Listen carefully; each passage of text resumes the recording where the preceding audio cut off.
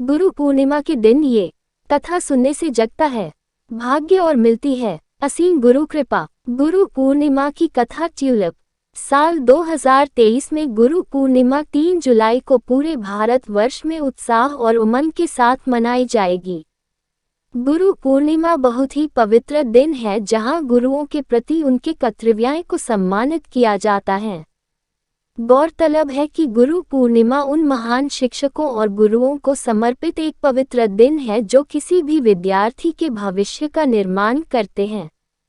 गुरु या शिक्षक वह व्यक्ति होता है जो हमारे जीवन में एक मार्गदर्शक की तरह पूरे जीवन कार्य करता है और विद्यार्थी की हमारी बेहतरी के लिए सही रास्ते पर ले जाता है। इसलिए गुरु पूर्णिमा के दिन उन्हें सम्मान दिए जाने का एक बेहतरीन तरीका है।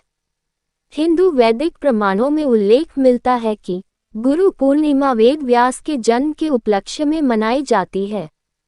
वेद व्यास को भारतीय दर्शन में सबसे महान गुरुओं में से एक माना जाता है। वह गुरु शिष्य शिक्षक छात्र परंपरा का प्रतीक है। ये भी माना जाता है कि गुरु पूर्णिमा के दिन ही उन्होंने ब्रह्म सूत्र पूरा किया था। गुरु पूर्णिमा के दिन लोगों द्वारा व्रत भी रखा जाता है और नियमित तौर पर पूजा अर्चना भी की जाती है। इस लेख के जरिए हम आपके साथ गुरु पूर्णिमा की कथा साझा करने जा रहे हैं जो आप व्रत वाले दिन पढ़ सकते हैं।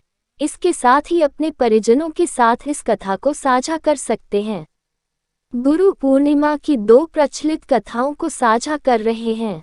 पहली कथा कुछ इस प्रकार है कि गुरु पूर्णिमा का पर्व मनाने के पीछे सबसे महत्वपूर्ण कारण है महर्षि वेदव्यास का जन्म।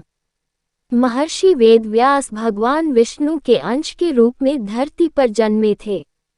उनके पिता का नाम ऋषि पराशर और माता सत्यवती थी। उन्हें बाल्यकाल से ही अध्यात्म में काफी रुचि थी, जिसको पूरा करने के लिए उन्होंने अपने माता पिता से प्रभु दर्शन की इच्छा प्रकट की और वन में जाकर तपस्या करनी शुरू कर दी।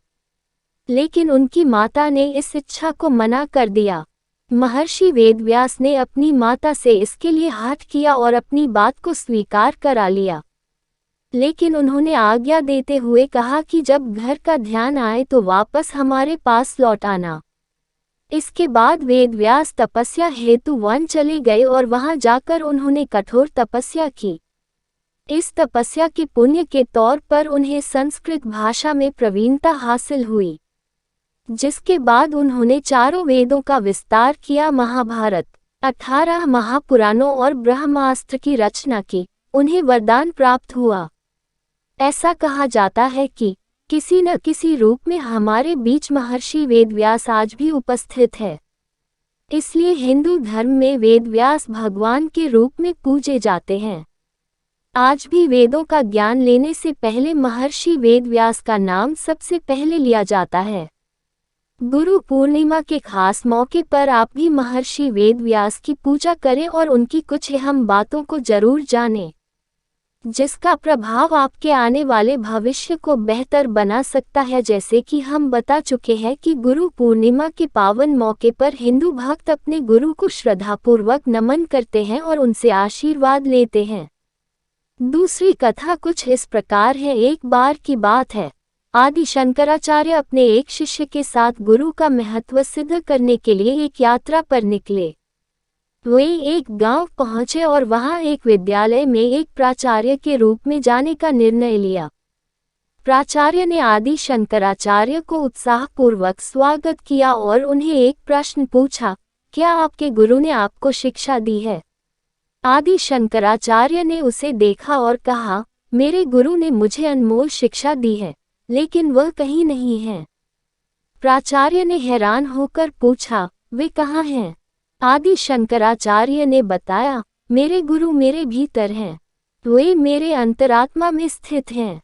प्राचार्य ने विस्मित होकर पूछा, तो आपने कैसे उनसे शिक्षा प्राप्त की? आदि शंकराचार्य ने कहा, मेरे गुरु ने मुझे सिर्फ एक वेद मंत्र सिखाया था, तत्त्वमसि, जिसका अर्थ है तू वही है। उन्होंने मुझे ये सिखाया कि मैं आत्मा हूँ और परमात्मा और मैं एक हूँ। उन्होंने मुझे अपनी अनुभूति दिलाई, जिससे मैंने अपने अंतरात्मा को पहचाना और परमात्मा की प्राप्ति की। इस कथा से प्रकट होता है कि गुरु का महत्व अत्यंत उच्च होता है।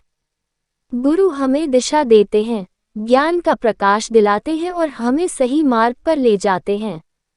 गुरु के आदर्श अनुसरण करने से हम आत्मिक और आध्यात्मिक विकास कर सकते हैं और जीवन में सफलता प्राप्त कर सकते हैं। इसलिए गुरु पूर्णिमा पर्व पर हम गुरु के प्रति अपना आदर व्यक्त करते हैं और उनके श्री चरणों में अपना सर्वस्व समर्पित करते हैं।